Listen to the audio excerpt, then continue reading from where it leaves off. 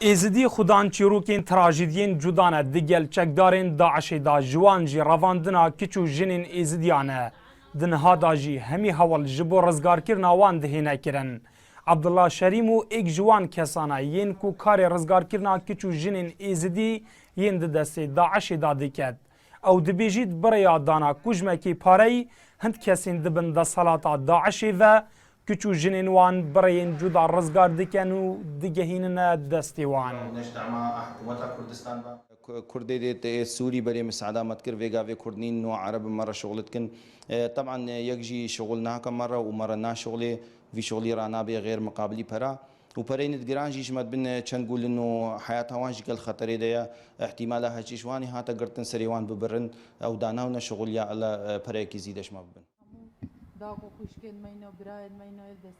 Kes û karên kiç û jinên êzidiyên revandiyên destê Daişê dixwazin ku hikûmeta herêmê û aliyên peywendîdar zêdetir hewlan ji bo rizgarkirina wan bidin û yên ku rizgar dibin jî çavdêriyeka pitir li ser hebî di hemî biyavekê da.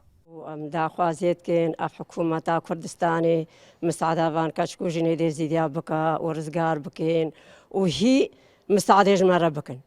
هی کری ما بینو و مساعده بکنو وان کشکو جناش دسته وان به بابا به خودیا دری خینو مدوی حکومت باش جاوی خو بده و مساعدان بکن بمن نخوشخانه علاجی بنی و جاوی خو باش بدنوان او جی قالك رزیلی دیتین دسته داعش دا لگوری زانیاریان جبو rizgarkirina her kiç û jinekî 4000 ta ku 10,000 dolaran dihêne mezextin û ev kujmê parey jî ji balnivîsîngeha karûbarên revandiyên êzidiyan ve ya ser bi hikûmeta Herêma Kurdistanê ve dihêne dan.